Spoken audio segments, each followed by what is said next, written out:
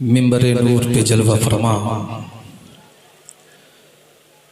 लाइक़े सद्दक़्तिराम जुमला उलमाए किराम, ख़ुसूसियत के साथ मुफ़क्किर इस्लाम सरपरस्ती जलसा हज़रत अल्लामा अमजद अली साहब क़िबला व जुमला सामिईन किराम, अस्सलामु अलैकुम व रहमतुल्लाहि व बरकातुहू। वालेकुम अस्सलाम व रहमतुल्लाहि व बरकातुहू। मोहब्बत के साथ मेरे सलाम का जवाब दें। मुफ्ती साहब क़िबला तशरीफ़ लाने ही वाले हैं, जब तक उनके कुछ पैगामात को आप तक मैं पहुंचाने की कोशिश करूंगा। आप इत्मीनान रखें, हजरत की तशरीफ़ आवरी से पहले हो सकता है मेरी गुफ्तगू तमाम हो जाए। ज़रा एक मर्तबा और मोहब्बतों के साथ मेरे सलाम मोहब्बत का जवाब दे दें। अस्सलामु अलैकुम व रहमतुल्लाहि व बरकातुहू। वालेकुम अस्सलाम व रहमतुल्लाहि व बरकातुहू। अल्हम्दुलिल्लाह अल्हम्दुलिल्लाहि रब्बिल आलमीन वल आक़िबतु लिल मुत्तक़ीन वस्सलातु वस्सलामु अला मन काना नबिय्यन व आदमु बैनल माइ वत्तीन वस्सलातु वस्सलामु अला सय्यदिल मुरसलीन अम्मा बाद फ़अऊज़ु बिल्लाहि मिनश शैतानिर रजीम बिस्मिल्लाहिर रहमानिर रहीम इहदिनस सिरातल मुस्तक़ीम सिरातल लज़ीना अनअमता अलैहिम आमन्तु बिल्लाहि सदक़ल्लाहुल अज़ीम व सदक़ रसूलुहुन नबियुल अमीनुल करीम व नहनु अला ज़ालिका लमिनश शाहिदीन वश्शाकिरीन वल्हम्दुलिल्लाहि रब्बिल आलमीन। सरे शाम से लेके अब तक ना तो मनक़बत के अशार आपने समाअत फरमाए, जिससे आपके सामने ये हकीकत वाज़ेह हो गई कि नाज शरीफ किसे कहते हैं। कुछ अशार मैं भी आपकी समाअतों की दहलीज पे पेश करना चाहता हूँ, ताकि आप सिर्फ ये ना समझें कि नाते नबी वही है जिसमें जिन अशार में सरवरे कौनैन सल्लल्लाहु अलैहि वसल्लम की तारीफ़ व तौसीफ़ बयान की जाए। चूँकि जो अशार मैं आपकी समाअतों की दहलीज पे पेश करूँगा, हर ख़तीब यही पैगाम आपको देने के लिए आता है। ये अशार बड़े प्यारे हैं, और ये अशार प्यारे क्यों ना हो, जितने भी अशार हैं जो मैं तहत में पेश करूँगा वो सब के सब हदीस पाक की रोशनी में हैं। बिला किसी ताख़ीर के, बिला किसी तमहीद के, इस इरादे से मैं ये अशार आपकी समाअतों की दहलीज पे हाजिर कर दूँ कि अल्लाह तबारक व तआला इन अशार के पैगामात पे पहले मुझे फिर आप सबको अमल की तौफीक अता फरमाए। आमीन। नक़ीब अहले सुन्नत साहब जरा तवज्जो फरमाएं। उलमाए किराम की तवज्जो का भी मैं तालिब हूँ। गम के मारों को हंसाना भी नबी की नात है। वाह वाह वाह वाह। गम के मारों को हंसाना भी नबी की नात है। गम के मारों को हंसाना भी नबी की नात है। गिरने वालों को उठाना भी नबी की नात है। सुभान अल्लाह, सुभान अल्लाह। सिर्फ जलसों तक न रखो उनसे इजहारे वफा, सिर्फ जलसों तक न रखो उनसे इजहारे वफा। अब चाहे ये इजहारे वफा पैगंबरे इस्लाम से हो या सरकारे गौसे पाक से हो, सिर्फ जलसों तक न रखो उनसे इजहारे वफा। मस्जिदों में आना जाना भी नबी की नात है। जिंदाबाद जिंदाबाद जिंदाबाद। मस्जिदों में आना जाना भी नबी की नात है, और सरवरे कौनैन की आंखों की ठंडक है नमाज। सरवरे कौनैन की आंखों की ठंडक है नमाज। कह दीजिए सुभान अल्लाह, सुभान अल्लाह, सुभान। मैं जल्दी नहीं कहता कि कह दीजिए सुभान अल्लाह, मगर अशार इतने प्यारे हैं कि आप किसी गफलत में रहें, इसलिए मैं कह दूं कि कह दीजिए सुभान अल्लाह। सरवरे कौनैन की आंखों की ठंडक है नमाज, सरवरे कौनैन की आंखों की ठंडक है नमाज। अरे रब के आगे सर झुकाना भी नबी की नात है। वाह वाह वाह वाह। जिंदाबाद जिंदाबाद। माशाअल्लाह। सब लोग बोले, सब लोग सब लोग सब लोग। सुभान अल्लाह, सुभान अल्लाह, अल्लाहु अकबर, अल्लाहु अकबर। या रसूल अल्लाह, या रसूल अल्लाह। सरवरे कौनैन की आंखों की ठंडक है नमाज, रब के आगे सर झुकाना भी नबी की नात है। और ऐब मत खोलो किसी का तुम किसी के सामने, शेर सुने भाई, शेर जिंदाबाद जिंदाबाद। राज मत खोलो किसी का तुम किसी के सामने, भेद मत खोलो किसी का तुम किसी के सामने, ऐब मोमिन के छुपाना भी नबी की नात है। ऐब मोमिन के छुपाना भी नबी की नात है, ऐब मोमिन के छुपाना भी नबी की नात है। और हम गुलामाने नबी अपनाएं ये सुन्नत शरीफ, हम गुलामाने नबी अपनाएं। हमारे अंजुमन गौसिया के जितने भी अराकीन हैं बड़े काबिल मुबारकबाद हैं।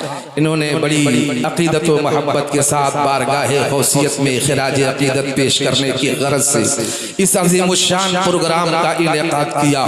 और भी बहुत सारी अंजुमनों के यहाँ अराकीन आए हुए होंगे, जलसा करने और कराने वाले भी आए होंगे। मैं उनकी मुक़द्दस समातों की दहलीज पर ये पैगाम दे दूं कि हम गुलामाने नबी अपनाएं ये सुन्नत शरीफ, हम गुलामाने नबी अपनाएं ये सुन्नत शरीफ। चेहरे पे दाढ़ी सजाना भी नबी की नात है, चेहरे पे दाढ़ी सजाना भी नबी की नात है, चेहरे पे दाढ़ी सजाना भी नबी की नात है। काबा पे जिब्रील ने परचम को लहरा कर कहा, काबे पे जिब्रील ने परचम। जितने अशार मैंने पेश किए हैं ना, अशार की रोशनी में जो मैंने पैगामात दिए हैं, उन पैगामात के बाद आखिर दावाना कह देना मेरे लिए मुनासिब होगा। क्योंकि अगर इन अशार के पैगामात पे अमल कर लें तो इन महाफिल का मकसूद हासिल होता हुआ नजर आएगा। काबा पे जिब्रील ने, काबा पे जिब्रील ने परचम को लहरा कर कहा, काबा पे जिब्रील ने परचम को लहरा कर कहा, इश्क में झंडा लगाना भी नबी की नात है। जिंदाबाद। इश्क में झंडा लगाना भी नबी की नात है, इश्क में झंडा लगाना भी नबी की नात है। ज़हरा के लाल सिफ्ते पैगंबर हैं गौसे पाक, बेशक ज़हरा के लाल सिफ्ते पैगंबर हैं गौसे पाक, हुस्नो जमाल खुल्क के पैकर हैं गौसे पाक। हर सिलसिले का सिलसिला मिलता है आपसे, हर सिलसिले का सिलसिला मिलता है आपसे। अरे सारे वली हैं नहर समंदर हैं गौसे पाक, सारे वली हैं नहर समंदर हैं गौसे पाक। रुतबा बुलंद वलियों में उनका है इसलिए, रुतबा बुलंद वलियों में उनका है इसलिए, सारे वली हैं सीब तो गौहर है गौसे पाक, सारे वली हैं सीब तो। या रसूल अल्लाह, या रसूल, जिंदाबाद जिंदाबाद। सुभान अल्लाह, सुभान।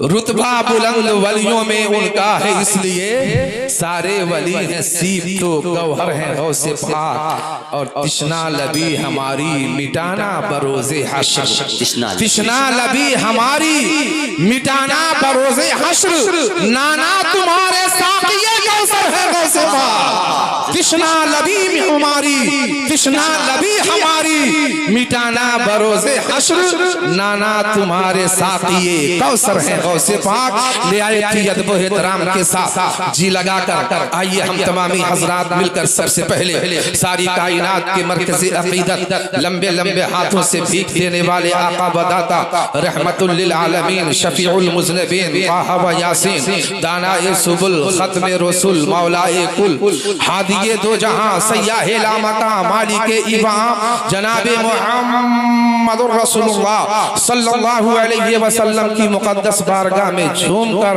दुरूद पाक का तोहफा पेश करें और बाआवाज़े बुलंद पढ़ें। अल्लाहुम्मा सल्ली अला सय्यदिना व शफीना व हबीबना व तबीबना व मौलाना व मौलाना मुहम्मद व आलिहि व बारिक व सल्लिम सल्लु अलैहि सलातन व सलामन अलैका या रसूल अल्लाह सल्लल्लाहु तआला अलैहि वसल्लम। हज़रात आप जिस अजीम मुहसिन की बारगाह में खिराज अकीदत पेश करने के लिए आए हैं, हम आए हुए हैं। मैं उनकी सीरत के कुछ पहलू को आपकी समातों की दहलीज पे रखना चाहता हूँ, चूंकि करामतों से ज्यादा मुफीद कहीं अंबियाए किराम और बुजुर्गान दीन की सीरतें हुआ करती हैं, जिनको सुनने के बाद दिल में खौफे खुदा पैदा होता है, हुब्बे रसूल पैदा होता है। ऐसे ही ज़ुहद व तक़वा जैसी जिंदगी गुजारने का जज्बा पैदा होता है। मैं इधर उधर की गुफ्तगू में न जाते हुए अपनी गुफ्तगू का आगाज यहाँ से करना चाहता हूँ।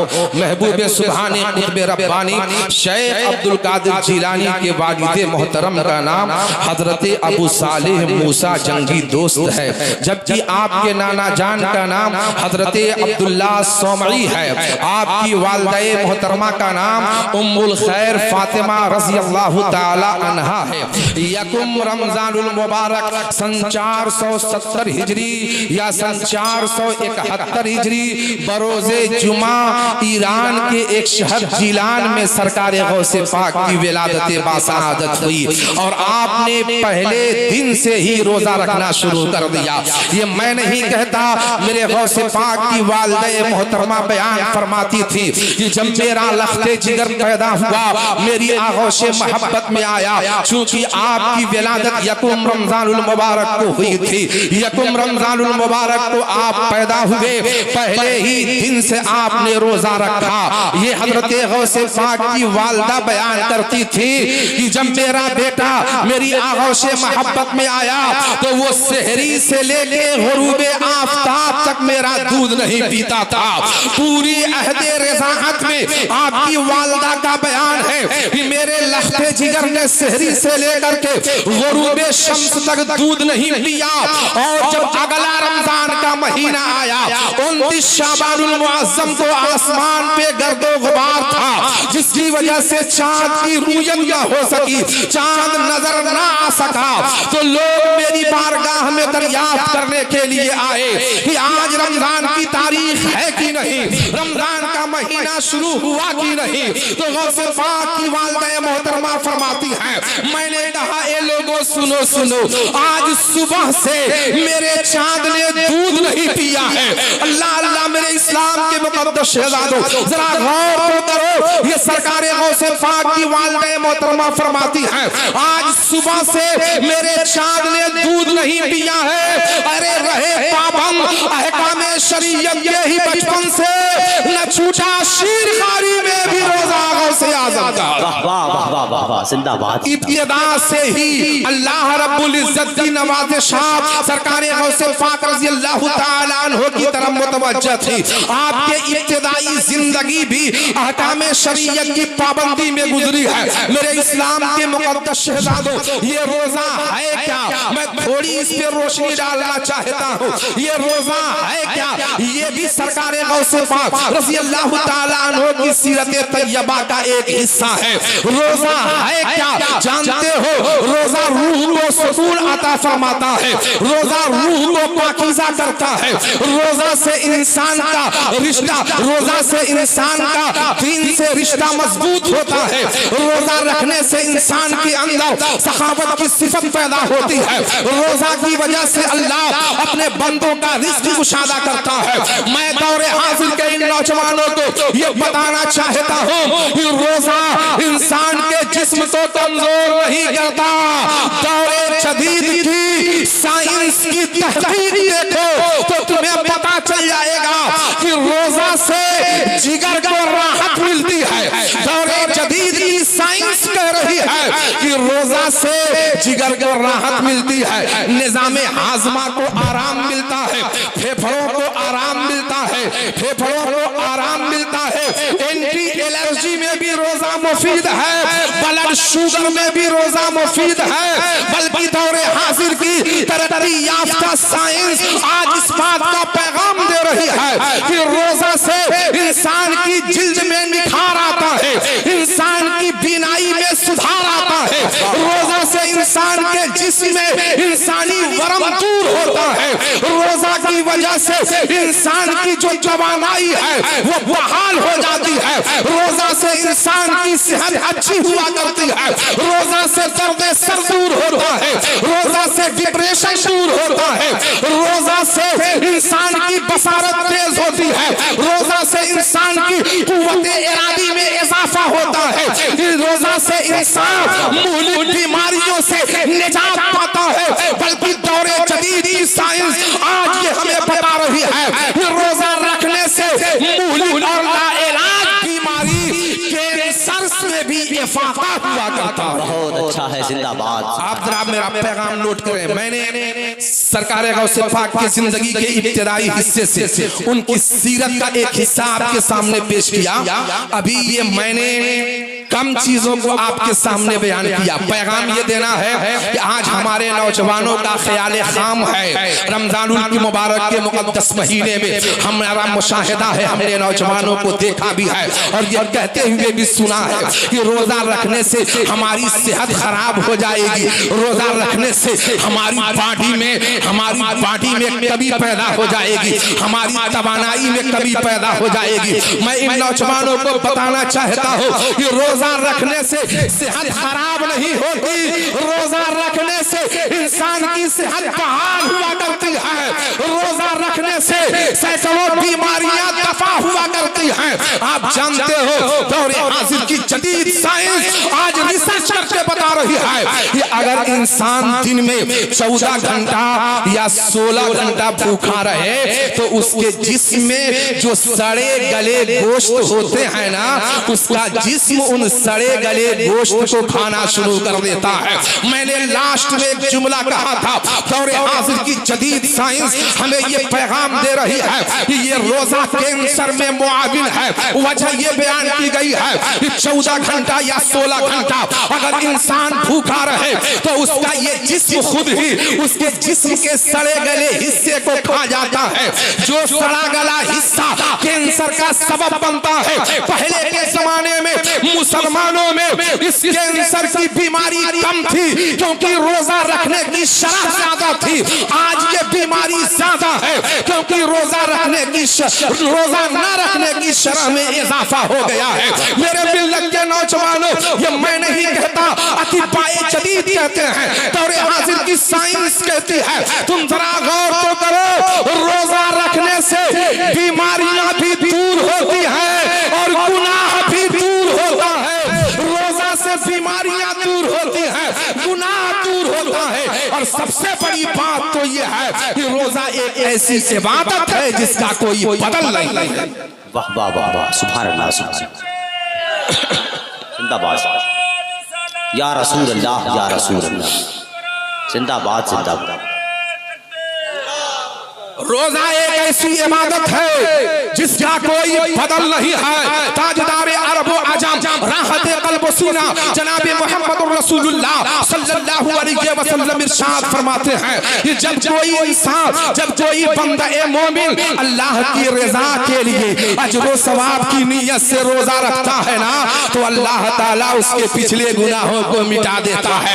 पता ये चला मेरे इस्लाम के मुकद्दस शहजादों, रोजा रखना तो इस्लाम का तीसरा रुकन और अहम इबादत समझ करके रखना, तो इंशाअल्लाह तुम्हें सवाब भी मिलेगा और ज़िमनन तुम्हें इन तमाम बीमारियों से निजात भी मिलेगी। बहुत अच्छा है, माशाअल्लाह, सुभान अल्लाह। यानी रोजा रखो मेरे प्यारे नौजवानों, रोजा से तुम्हारे जिस्म के जो फासिद और जहरीले मादे होते हैं ना, वो खत्म कर दिए जाते हैं। आप जिन डॉक्टरों का आज सहारा ले रहे हो ना, आज वो रोजा के कायल हैं, बल्कि नशावर आदमियों पे रोजे का इस्तेमाल किया जा रहा है। बहुत सारी बीमारियों से निजात मिलती है रोजा रखने से। जरा सोचो इस्लाम का निजाम कितना अज़ीमुश्शान है, कसम खुदा की।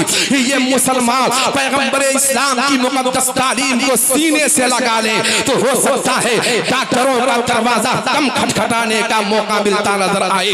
मेरे प्यारे गौसे पाक रज़ी अल्लाह ताला अन्हु की जिंदगी का एक हिस्सा आपने मुलाहिजा फरमाया कि आप जब पैदा हुए रमजान के महीने में हुए और रमजान के महीने में आप सहरी के वक्त से लेकर गुरूब शम्स तक दूध नहीं पीते थे। आपकी वालिदा फरमाती है दूध पिलाने की कोशिश की जाती थी थी, मगर वो दूध नहीं पीते थे। और जब मगरिब का वक्त होता था, मस्जिदों में अज़ानें होती थी, लोग इफ्तार करते थे, तब गौसे आजम दूध पीना शुरू कर देते हैं। गौसे आजम मुत्तकी हर आन में, गौसे आजम मुत्तकी हर आन में, छोड़ा माँ का दूध भी रमजान, छोड़ा माँ का दूध भी रमजान में। मेरे इस्लाम के मुकद्दस शहजादों, वो सरकारे गौसे पाक रज़ी अल्लाह ताला अन्हु, जब आप जिंदगी के इब्तिदाई दौर में आपकी उम्र मुबारक 4 साल की हुई थी, आपके वालिद मोहतरम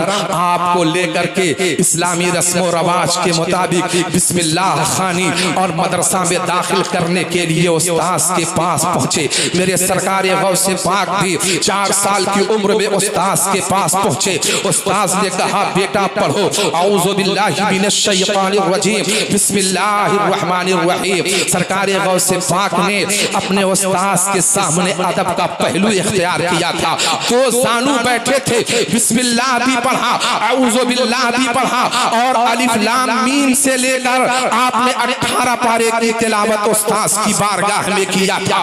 उस्ताद ने कहा, बेटे आगे पढ़ो। तो गौसे पाक ने फरमाया था, मेरे उस्ताद मोहतरम मुझे इतना ही याद है, इतना कहना था कि उस्ताद का तेवर बोल रहा था, ए बेटा तेरी उम्र तो बहुत छोटी है, 4 साल की उम्र में मेरे पास आए हो और तुम्हें 18 पारे याद है। आखिर बताओ तो सही, तुम्हें ये 18 पारे याद कब हुए और कैसे हुए? इस्लाम के मुकद्दस शहजादों और इस्लाम की मुकद्दस शहजादियों, अगर दूर नजदीक से मेरी आवाज तुम्हारे कानों तक पहुंच रही हो तो जरा इस पैगाम को नोट करना। मेरे गौसे पाक ने कहा था, ये मेरे उस्ताद मोहतरम सुनो, बात दरअसल ये है कि मेरी माँ उम्मुल खैर फातिमा है, जो 18 पारे की हाफिजा है। उनकी जिंदगी का मामूल था कि उठती बैठती चलते फिरते, वो उठते बैठते चलते फिरते मेरी वालिदा कुरान हकीम की तिलावत किया करती थी और मैं अपनी माँ के शिकम में होकर माँ की तिलावत कुरान को सुनता रहता। नतीजा ये निकला कि आज मुझे 18 पारे याद हो गए हैं।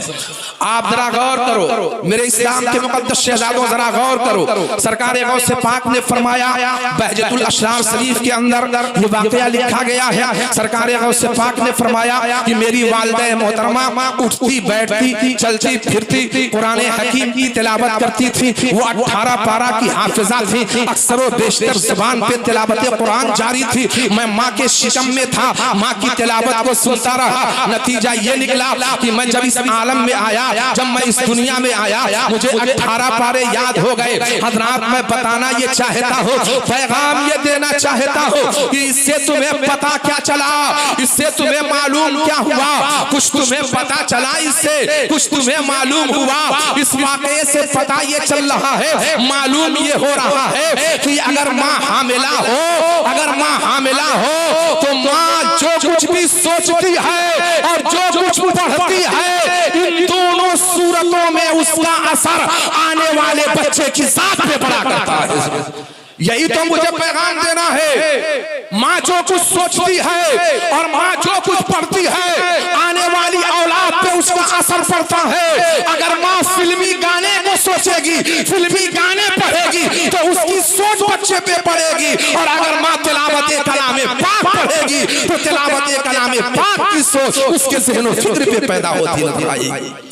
ये मैं खुद नहीं कहता, मैं खुद नहीं कहता, दौरे हाजिर की जो जदीद साइंस है, अमेरिका और यूरोप के साइंसदान, 12वीं सदी के साइंसदान आज आलात के जरिए से अपनी सोच और विचार के जरिए रिसर्च करके इस बात को दुनिया तक पहुंचा रहे हैं। इस बात को ये साइंस आज बता रही है कि माँ के पेट में जब बच्चा होता है, हालत हमल में जो माँ की मुस्बत सोच, जो माँ की मुस्बत और मनफी सोच होती है, इसका असर आने वाली औलाद पे पड़ा करता है। 12वीं सदी की साइंस आज ये बता रही है। मुझे बताना मकसूद ये है कि आज 22वीं सदी की साइंस आज जो पैगाम दे रही है, इससे न जाने कितने सदी पहले मेरे गौसे पाक ने दुनिया में आकर अपने चाहने वालों को बता दिया कि हालत हमल में औलाद के ऊपर माँ जो सोचती है उसका भी असर पड़ता है, माँ जो पढ़ती है उसका भी असर पड़ता है। ऐ मुसलमानों, फख्र करो तुम मजहब इस्लाम के मानने वाले हो। मौजूदा दुनिया में दुनिया के जो ये जाहिरी निजाम है ना, ये कुरान और सुन्नत और तालीमात इस्लाम के दायरे से बाहर नहीं हो सकते हैं। यानी पैगाम ये देना है, बताना ये है कि हालत हमल में माओ को पाकीज़गी और तहारत हासिल करना चाहिए। माओ को अपनी जुबान पर तिलावत कलाम पाक जारी वो सारी रखना चाहिए। माओ को अच्छी सोच, अच्छी फिक्र रखनी चाहिए, क्योंकि हालत हमल में माँ के पेट में पलने वाले बच्चे पे इसका अच्छा असर पड़ा करता है। मगर दौरे हाजिर की सूरत हाल अजीबो गरीब नजर आ रही है। इस्लाम की मुकद्दस शहजादियों, अपने बच्चों की जिंदगी में अगर इनकलाब पैदा करना है तो तुम्हारे बच्चे जब तुम्हारे पेट में रहे तो अच्छा सोचो भी, अच्छा पढ़ो भी, इंशाअल्लाह तुम्हारा बच्चा पैदा होगा तो वो भी अच्छा बनता हुआ नजर आएगा। मेरे सरकार गौसे पाक रज़ी अल्लाह ताला अन्हु अपनी वालिदा के शिकम मुबारक में थे। वालिदा कुरान की तिलावत करती, आप माँ के शिकम से तिलावत कुरान पाक को सुनते थे, आपको 18 पारे याद हो गए। आज का कोई नौजवान ये कह सकता है, अरे मौलाना साहब वो तो गौसे आजम थे, वो तो मादरजाद वली थे, माँ के पेट में वो 18 पारे के हाफिज हो गए। हम तो गौसे आजम नहीं है ना, हम तो मादरजाद वली है नहीं ना, हम तो गौसे आजम तो नहीं ना बन सकते हैं। मैं कहूँगा मेरे इस्लाम की मुकद्दस शहजादियों, मेरे इस्लाम के मुकद्दस शहजादों, मैंने ये कब कहा कि तुम गौसे आजम बन जाओ? मैंने ये तो पैगाम नहीं दिया कि तुम भी मादरजाद वली ही हो जाओ, गौसे आजम ही बन जाओ, लेकिन इतना पैगाम तो जरूर दे सकता हो कि अगर गौसे आजम नहीं बन सकते हो तो गुलामे गौसे आजम तो जरूर बन जाओगे। अपनी जिंदगी में सुधार लाने की कोशिश करो। बुजुर्गाने दीन की करामतों को बयान करने से उतना फायदा नहीं होता है जितना उनकी सीरतों के पहलू पर रोशनी डालने से होता है। सरकार गौसे पाक रज़ी अल्लाह ताला अन्हु की गोया सीरत का एक हिस्सा है रोजा रखना, एक हिस्सा है पैदा होते ही आपका 18 पारे कुरान का हाफिज हो जाना। और तीसरी बात यह है मुसलमानों कि जब आप औलिया किराम की सीरतों को देखेंगे ना तो दिल में खौफे खुदा पैदा होगा, हुब्बे रसूल भी पैदा होगा, तुम्हें इबादत और रियाजत का जज्बा पैदा होगा। अल्लाह अल्लाह इब्ने अबुल फतह हरवी रहमतुल्लाहि ताला अलैह का बयान है।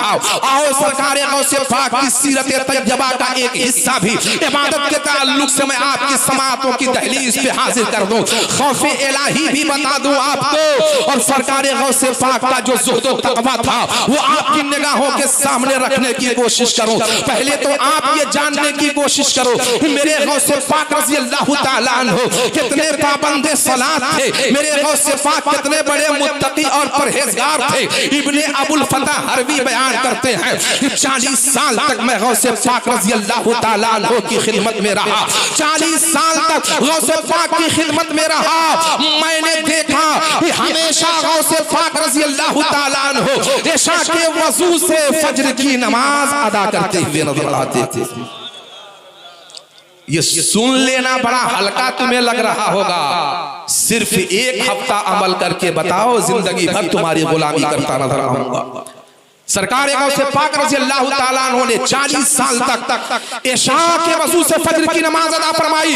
अबुल फतह हरवी फरमाते हैं जब आपका वजू टूट जाता था ना, जब भी आपका वजू टूटता था, आप मुहदिस होते थे, बेवजू होते थे तो फौरन वजू बना लिया करते थे। आप जानते हो सरकार गौसे पाक रज़ी अल्लाह ताला अन्हु जब बेवजू होते थे तो फौरन वजू बना लिया करते थे। आप जानते हो वजू के ताल्लुक से दौरे जदीद की साइंस क्या कहती है कि जिस तरीके से मुसलमान जिस तरतीब से आज़ा को धुलते हैं ना, कि पहले हाथ को धुलते हैं, फिर कुल्ली करते हैं, फिर नाक में पानी डालते हैं, फिर दूसरे आज़ाए वजू को धुलते हैं, ऐसे तरतीबवार वजू करने से साइंस, दौरे जदीद की साइंस ये मैसेज दे रही है, ये पैगाम दे रही है कि इसकी वजह से फालिज का चांस बड़ा कम हो जाता है। बहुत अच्छा है, जिंदाबाद। आप गौर फरमाइए, दौरे जदीद की साइंस कहती है कि जो तरतीब आज़ाए वज़ू को धुलने की बयान की गई है, और मुसलमान आज़ाए वज़ू को जिस तरतीब से धुलता है, यानी पहले हाथ को धुलता है, फिर वो कुल्ली करता है, फिर नाक में पानी डालता है, फिर वो अपने चेहरे को धुलता है, फिर सर का मसा करता है, फिर वो अपने पैर को धुलता है, यानी आज़ाए वज़ू के धुलने की जो तरतीब बयान की गई है, दौरे जदीद की साइंस रिसर्च करके बता रही है कि अगर इस तरतीब से वज़ू किया जाए तो इससे फालिज में इफाका हो जाएगा, बल्कि ये फालिज के लिए भी मुआविन साबित होगी ये तरतीब। अरे नफ्सियात के माहिरीन का कहना है कि अगर तुम्हें नफ्सियाती बीमारी से निजात चाहिए तो वज़ू करो, साइंसदानों का कहना है। और दौरे जदीद की जो साइंस है ना, माहिर नफ्सियात वो नफ्सियाती मरीजों को वज़ू की तरह उनके बदन पर पानी भिगोते हुए नजर आते हैं। आप जरा गौर फरमाओ मेरे इस्लाम के मुकद्दस शहजादों, ये इस्लामी तालीमात है जो पैगंबर इस्लाम सल्लल्लाहु अलैहि वसल्लम ने तुम्हें अता की है। हमारे अस्लाफ ने, हमारे बुजुर्गों ने, औलियाए किराम ने तालीमात मुस्तफा को अपने सीने से लगाया। सरकार गौसे पाक रज़ी अल्लाह तआला अन्हु की जिंदगी का एक हिस्सा भी था कि जब आप बेवजू होते थे तो फौरन वजू बना लिया करते थे। ये अबुल फतह हरवी रहमतुल्लाहि तआला अलैह बयान कर रहे हैं। उनका कहना यह है कि मैंने देखा कि सरकार गौसे पाक रज़ी अल्लाह तआला अन्हु इशा की नमाज से फारिग होने के बाद अपने खलवत खाने में जाते थे और फजर की नमाज के बाद बाहर आते थे। वो सरकार गौसे पाक रज़ी अल्लाह तआला अन्हु जिन्होंने 15 साल तक एक रात में पूरे कुरान पाक को खत्म किया हो, वो सरकार गौसे पाक रज़ी अल्लाह तआला अन्हु जो रोजाना 1000 नमाज़ें नफल अदा किया करते थे। अल्लाह अल्लाह, अरे मेरे प्यारो, गौसे पाक की जिंदगी लाजवाब है, गौसे पाक की जिंदगी बेमिसाल है। उनकी सीरत तज्जबा को अपनाकर, उनकी जिंदगी के सांचे में ढालकर तुम जिंदगी गुजार लो, इंशाअल्लाह तीनों दुनिया की भलाइयां तुम्हारे कदमों में है। बहुत अच्छा है, जिंदाबाद जिंदाबाद जिंदाबाद। सरकार गौसे पाक रज़ी अल्लाह तआला अन्हु की करामतों को सुने आप, और सुनाने वाले सुनाएंगे भी, वो भी मुफीद साबित होती हैं, मगर उनके जिंदगी के उन शोशों और गोशों को देखो। आज इतना आला रुतबा गौसे आजम को मिला है। आज गौसे आजम की बारगाह में खिराज अकीदत पेश करने के लिए मोहम्मदाबाद की सरजमीन के भी मुसलमान हैं, अतराफो नवाह की सरजमीन के भी मुसलमान आए हुए हैं। अल्लाह तबारक व तआला ने उन्हें बामे उरूज पे पहुंचा दिया। उनके मर्तबे आसमान को छू कौन सकता है? ऐसे ही ये मुबारक जिंदगी नहीं मिली। गौसे पाक रज़ी अल्लाह तआला अन्हु पर तो मेरे परवरदिगार के नवाज़िशात इब्तिदा ही से जारी वो सारी थे, लेकिन अगर उनकी जिंदगी को देख के अमल करने की कोशिश करो तो तुम्हें पैगाम मिल जाएगा। यही सरकार गौसे पाक रज़ी अल्लाह तआला अन्हु है। जानते हैं बकौले शेख सादी शिराजी रहमतुल्लाहि तआला अलैह, बकौले शेख सादी शिराजी रहमतुल्लाह अलैह, ये वाकया मैं बयान करने जा रहा हूँ कि खाने काबा के अंदर कुछ लोग मसरूफ़ इबादत थे।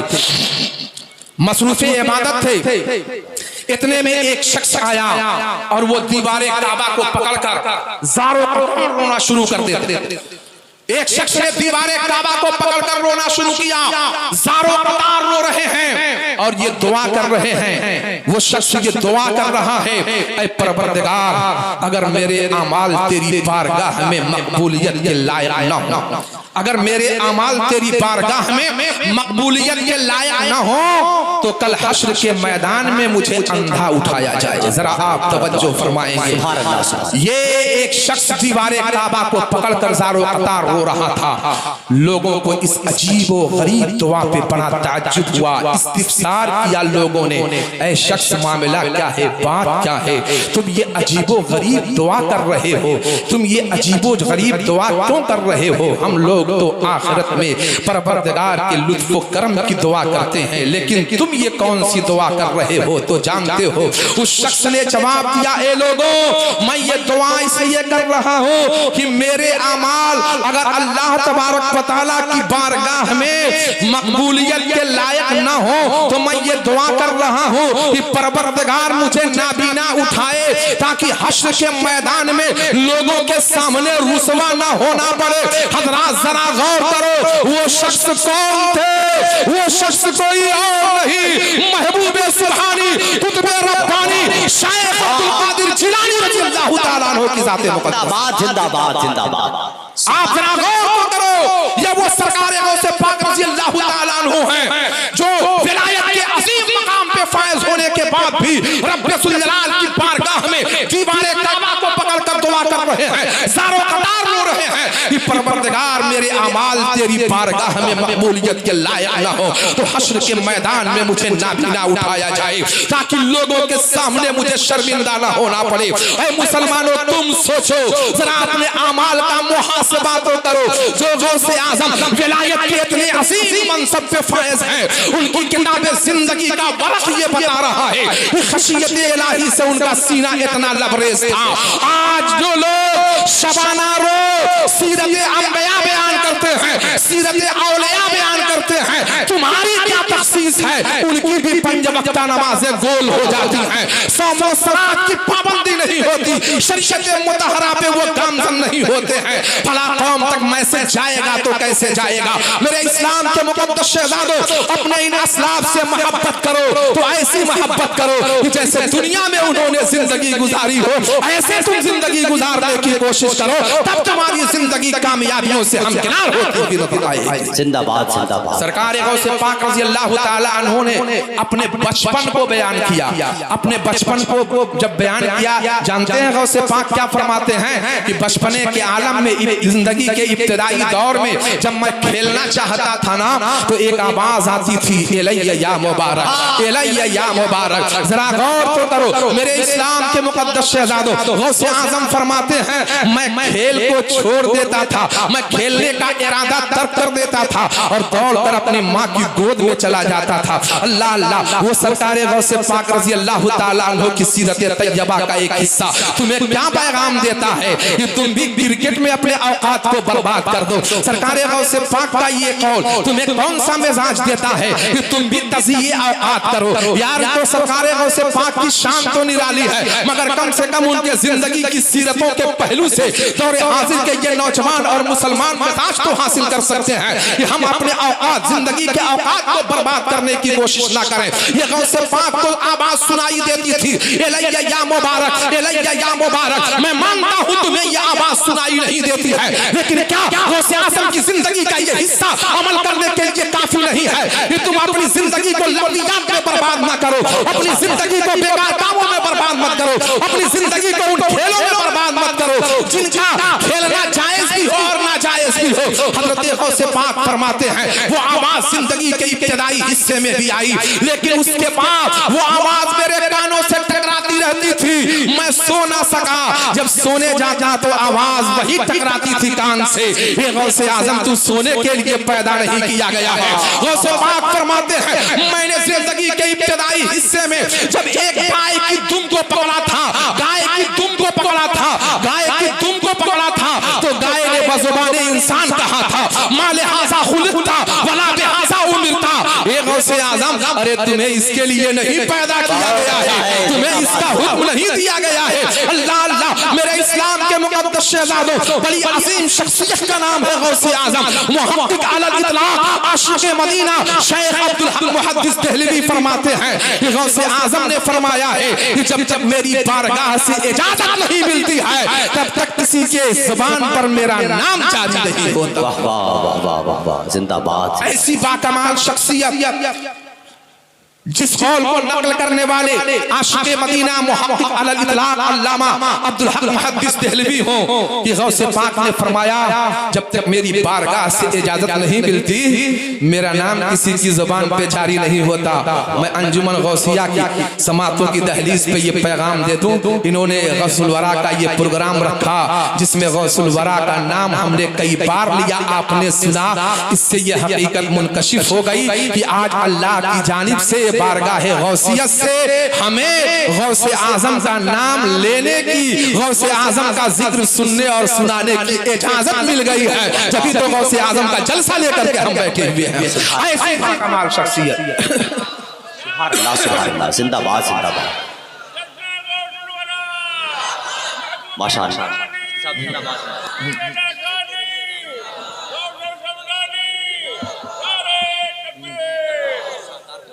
गौसे पाक रज़ी अल्लाह ताला अन्हु की ऐसी अजीम शान शख्सियत है जिन्होंने रब्बे सुल जलाल की बारगाह में दुआ किया, ए परवरदिगारे आलम, ए इलाहुल आलमीन, मेरे मुरीदों को तौबा से पहले मौत ना देना। तो परवरदिगार ने फरमाया, ए गौसे आज़म, तेरे मुरीदों को मरने से पहले मैं तौबा की तौफीक अता फरमा दूंगा। वो सरकार गौसे पाक रज़ी अल्लाह ताला अन्हु कि जिनके नामों का तस्करा किया जाए तो अल्लाह मुसीबतों को टाल देता है, आफतों को दूर फरमा देता है। वो गौसे आज़म जो जिन्नातों के भी गौस है, इंसानों के भी गौस है। मेरे इस्लाम के मुकद्दस शहजादों, एक शख्स ने गौसे पाक से पूछा था, ये गौसे आज़म ये तो बताओ आपको पता कब चला कि आप अल्लाह के वली हैं? तो गौसे आज़म ने फरमाया था, ये लोगों सुनो सुनो, जब मैं मदरसे जाता था ना, जिंदगी के इब्तिदाई हिस्से में मदरसा जाता था तो एक आवाज आती थी, इफ्सहूल वलील्लाह, इफ्सहूल वलील्लाह। यानी जब मैं मदरसे जाता था तो फरिश्ते मेरे साथ जाते थे और वो फरिश्ते कहते थे, अरे बच्चों हटो, हंसो, देखो वो अल्लाह का वली आ रहा है, इसके लिए जगह को कुशादा कर दिया जाए।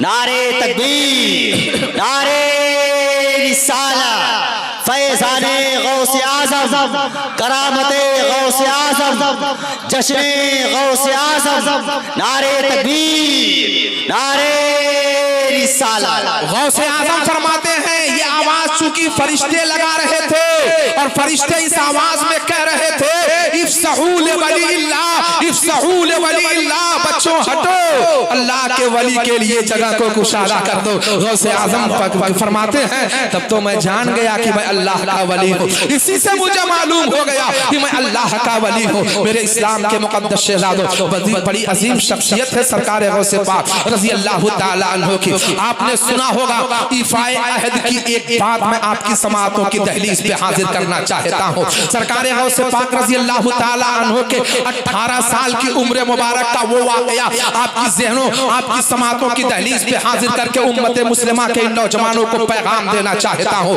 जो वाक़या कि हर आम व खास की जुबान पे जारी वो सारी रहता है, खास तौर से इस मुबारक व मसूद महीने में जब हजरत सरकार गौसे पाक रज़ी अल्लाह ताला अन्हु 18 साल की उम्र में अपनी वालिदा मोहतरमा की बारगाह में आला तालीम के हुसूल की इजाजत तलब कर रहे हैं तो आपकी वालिदा मोहतरमा ने बचश्मे पूर्णम आपको इजाजत दे दिया और आपकी क़ुबा के नीचे 40 अशरफियों को सिल दिया था। एक पैगाम मुझे इससे देना है, हज़रात जरा अपनी समाअतों की दहलीज को तेज रखना।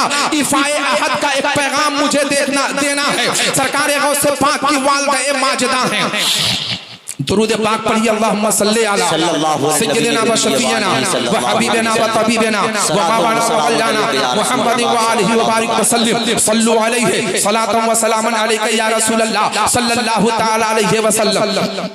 माने उनके क़ुबा के नीचे 40 अशरफियों को सिल दिया, बचश्मे पूर्णम इजाजत तो दिया, साथ ही में एक अहद करवाया, एक वादा लिया, मेरे बेटे जिंदगी के किसी मोड़ पे झूठ न बोलना।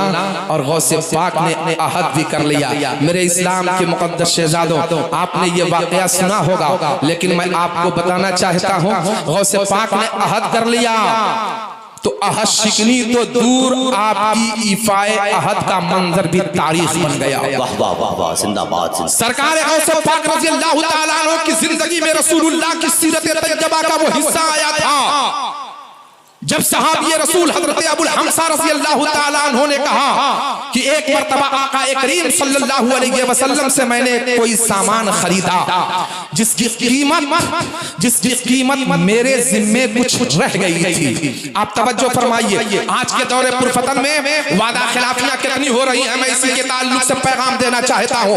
वक्त के मुबल्लिगीन की सूरत हाल यही है, मुफक्किरीन की सूरत हाल यही है।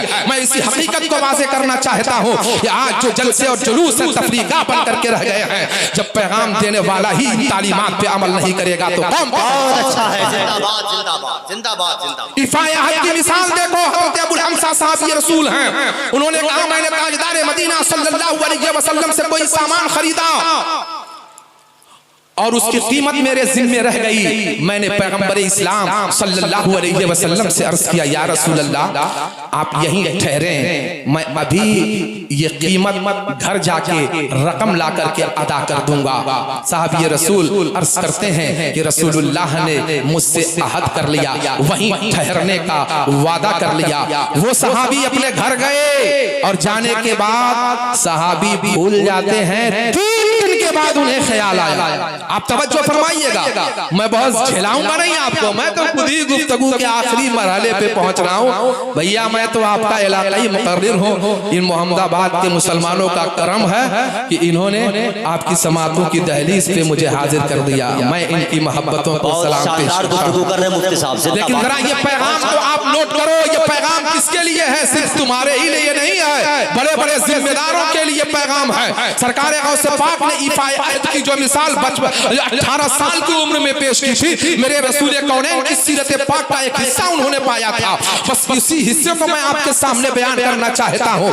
हजरत अबुल हमसा जो सहाबी रसूल हैं, कहते हैं सरकार ने मुझसे वहीं ठहरने का वादा फरमा लिया।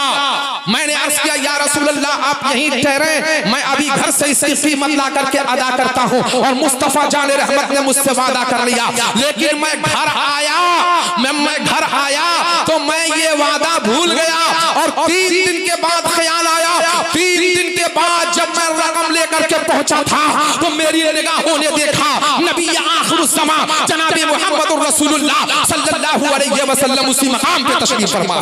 हज़रात जरा गौर करो, 3 दिन के बाद वो सहाबी आए, वो खुद बयान कर रहे हैं कि जब 3 दिन के बाद मैं आया तो मैंने देखा कि रसूलुल्लाह की ज़ात मुक़द्दस उसी मकाम पे तशरीफ फरमा है। मेरे सरकार ने मुझे देखा। सहाबी रसूल कहते हैं, हज़रत अबुल हमसा कहते हैं कि रसूलुल्लाह ने मुझे देखा तो सरकार दो आलम ने किसी परेशानी का इजहार नहीं फरमाया, सिवाय इसके रसूलुल्लाह ने और कुछ नहीं कहा कि ऐ नौजवान तुमने तो मुझे मशक्कत में डाल दिया। मेरे इस्लाम के मुक़द्दस शहजादों, मेरे सरकार ने सिर्फ इतना ही फरमाया था। लेकिन जरा गौर तो करो, मेरे सरकार ने सहाबी से वादा किया कि मैं इसी मकाम पे रहूंगा, तुम रकम लेकर के आ जाना। और पैगंबर इस्लाम जनाब मुहम्मद रसूलुल्लाह सल्लल्लाहु अलैहि वसल्लम 3 दिन से उसी मकाम पे ठहरे हुए हैं। ये एक सहाबी बयान कर रहे हैं, रसूलुल्लाह की सीरत तैयबा का वो एक हिस्सा जनाब गौसे पाक की जिंदगी में भी पाया गया था। जब आपने अपनी माँ से जिंदगी के उन मराहिल में 18 साल की उम्र में वादा किया था, आपने अच्छी तरीके से सुना होगा, आप जानते भी होंगे कि जब सरकार गौसे पाक आला तालीम के हुसूल के लिए बगदाद शरीफ जा रहे थे तो ऐसे आलम ने आपके काफिले पर डाकुओं ने हमला बोल दिया था, कत्ल गारत शुरू कर दिया, लूट मार शुरू कर दिया। हज़रत गौसे पाक रज़ियल्लाहु ताला अन्हु एक तरफ खड़े होकर ये मामला और मंजर मुलाहिजा कर रहे हैं। और ऐसे आलम में भी जब एक डाकू आपसे इसे इशार करता है, ये नौजवान ये तो बता क्या तेरे पास भी कुछ है? तो गौसे पाक फरमाते हैं, हाँ मेरे पास 40 अशरफियां हैं, मेरे पास 40 अशरफियां मौजूद हैं।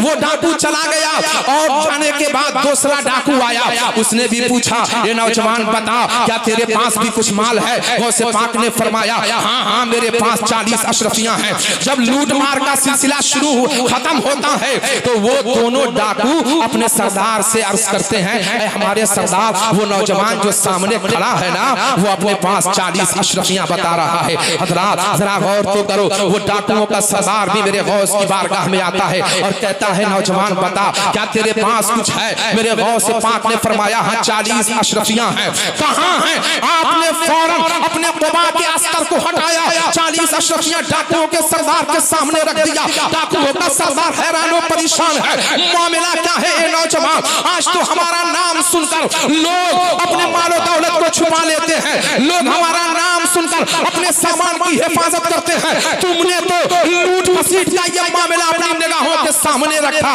अपनी निगाहों के सामने देखा, फिर भी तुमने झूठ नहीं बोला, बल्कि तुमने अपने माल को हमारे सामने जाहिर कर दिया। कुर्बान जाओ मेरे इस्लाम के मुक़द्दस शहजादों, ऐ नौजवानों कुर्बान जाओ। गौसे पाक रज़ियल्लाहु ताला अन्हु के उस जवाब पर आपने जवाब दिया, ये लोगों, ये डाकुओं सुन लो, ये डाकुओं का सरदार सुन ले। जब डाकू ने पूछा अपना माल जाहिर क्यों कर दिया, तुमने अपना माल छुपाया क्यों नहीं? तो मेरे गौसे पाक ने फरमाया था, अरे मैंने जो अपनी अम्मी जान से वादा किया था, मैंने अपनी अम्मी जान से जो वादा किया था, अम्मी जान झूठ नहीं बोलूंगा, मैं अपनी अम्मी जान के वादे को तोड़ कैसे देता। मेरे इस्लाम के मुक़द्दस शहजादों, 18 साल की जो उम्र होती है ना, वो नौजवानों के बहकने की उम्र होती है, नाफरमानियां करने की उम्र होती है। मगर मेरे गौसे पाक रज़ी अल्लाह ताला अन्हु की 18 साल की उम्र का वो जिंदगी का हिस्सा हमें पैगाम क्या दे रहा है।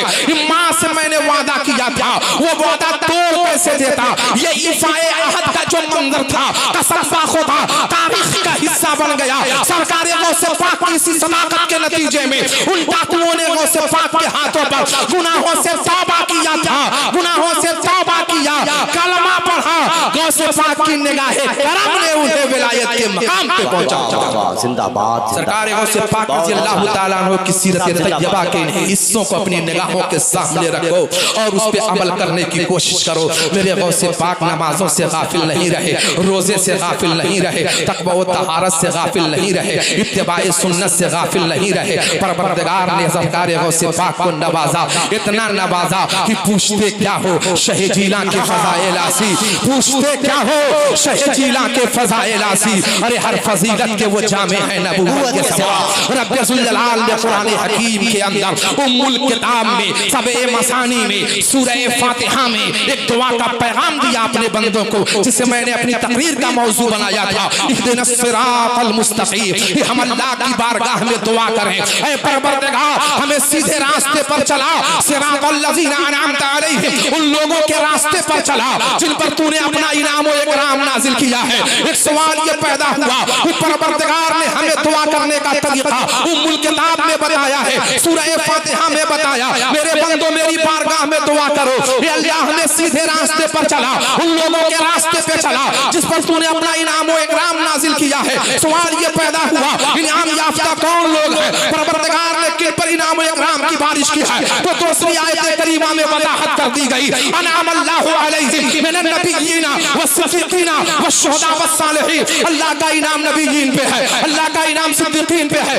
अल्लाह का इनाम शुहदा पे है, अल्लाह का इनाम सालिहीन पे है, अल्लाह का इनाम अबू बकर सिद्दीक पे है, अल्लाह का इनाम फारूक आज़म पे है, अल्लाह का इनाम उस्मान गनी पे है, अल्लाह का इनाम मौला अली पे है, अल्लाह का इनाम हाफिज़ मिल्लत पे है, अल्लाह का इनाम सदर शरिया पे है, अल्लाह का इनाम 14वीं सदी के मुजद्दिद सरकार इमाम अहमद रज़ा पे है। बल्कि ये कह लिया जाए अल्लाह का इनाम महबूब सुब्हानी कुतुब रब्बानी शायख अब्दुल कादिर जिलानी रज़ी अल्लाह ताला अन्हु पर। जिंदाबाद जिंदाबाद। इसलिए मुसलमानों दुआ करो, तुम भी दुआएं करो। ये अल्लाह के सीधे रास्ते पर चला, उन लोगों के रास्ते पर जिन लोगों के रास्ते पे तूने अपना इनाम इकराम नाजिल किया है। अपनी जिंदगी की गुनाहों से तौबा करो, अभी तौबा का दरवाजा खुला है। बुजुर्गान दीन की सीरतों को देखो, उनकी जिंदगी के इन हिस्सों को देखो, गुनाहों से ताइब होकर सौम व सलात के पाबंद हो जाओ, वालिदैन की इताअत व फरमाबरदारी में लग जाओ। सरकार गौसे पाक रज़ी अल्लाह ताला अन्हु ने अपने वालिदैन की, अपने वालिदा मोहतरमा की नाफरमानी किया। कोई बता सकता है कि अपने वालिदा की उन्होंने नाफरमानी किया? अरे मेरे प्यारों, वालिदैन की नाफरमानी करके, वालिदैन को नाराज करके कौन नौजवान है जो इस दुनिया के अंदर बेहतर मकाम हासिल कर सकता है, कामयाब जिंदगी हासिल कर सकता है? हो ही नहीं सकता। वालिदैन नाफरमान हो, वालिदैन की नाफरमानी की जाए, वालिदैन नाराज हो जाए और दुनिया का ये मुसलमान कामयाब हो जाए। तालीमात मुस्तफा से पता चलता है, तालीमात मुस्तफा से मिजाज मिलता है कि जिनके माँ बाप औलाद से नाराज होते हैं, अल्लाह ना उनका फर्ज कबूल फरमाता है ना नफल कबूल फरमाता है। बहुत अच्छा है, जिंदाबाद। आज के इस दौर कुरपतन में वालिदैन की नाफरमानियां भी बढ़ रही हैं, आज वालिदैन की बेअदबियां भी बढ़ रही हैं, उनकी ताज़ीम व इकराम से भी हम दूर होते हुए चले जा रहे हैं। ये मेरे प्यारों जरा सोचो तो सही, तुम सदका करो, तुम खैरात करो, नफली इबादतें करो, तालीमात मुस्तफा से पैगाम हमें मिलता है। वालिदैन नाराज हैं तो तुम्हारा ये सदका कबूल न होगा, तुम्हारे ये नवाफिल कबूल न होंगे, बल्कि हकीकत ये है न तुम्हारा फर्ज कबूल होगा न तुम्हारा नफल कबूल होगा। अब जरा सोचो, आज कुछ लोगों का ये मिजाज है कि चलो फला इलाके में सैयद साहब आए हैं ना, सैयद साहब के दामने करम से वाबस्ता हो जाओ तो जन्नत का टिकट मिल जाएगा।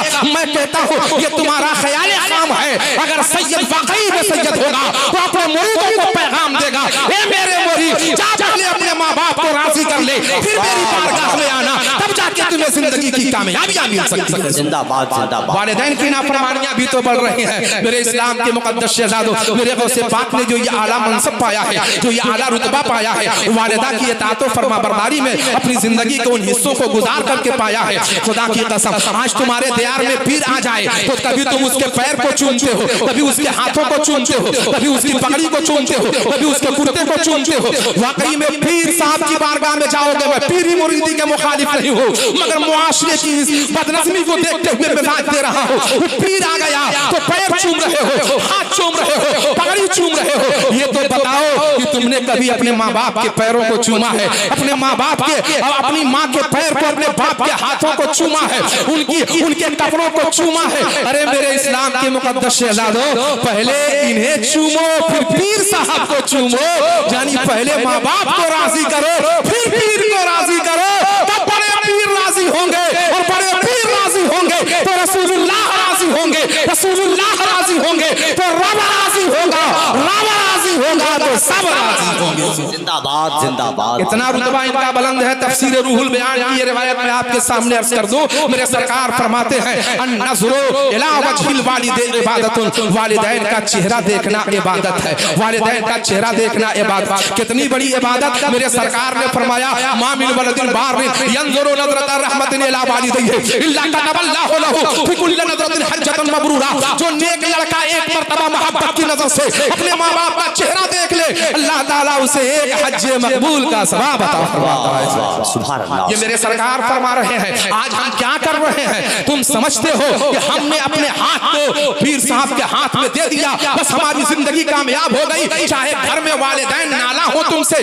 चाहे घर में वालिदैन की बदतमीजियां हो रही हो, चाहे घर में वालिदैन की बेअदबियां हो रही हो, चाहे वालिदैन को घर से बेघर किया जा रहा हो, याद रखना, तूने पीर से कहा मेरे लिए दुआ कर दो, तुमने इमाम जुमा से कहा मेरे लिए दुआ कर दो, इमाम मोहल्ला से मिलते हो तो कहते हो इमाम साहब मेरे लिए दुआ करना, किसी हाफिज से मिलते हो तो कहते हो मेरे लिए दुआ करना, आलिम से मिलते हो कहते हो मेरे लिए दुआ करना। मैं मना नहीं करता, इमाम जुमा से भी दुआ करवाओ, इमाम मोहल्ला से भी दुआ करवाओ, और पीरे तरीक़त से भी दुआ करवाओ, इन उलमा से भी दुआ करवाओ, हाफिजों से भी दुआ करवाओ। लेकिन कभी तुमने अपने माँ बाप की बारगाह में आकर ये भी कहा है कि ए मेरे वालिदैन अपने बेटे के हक में दुआ कर दो?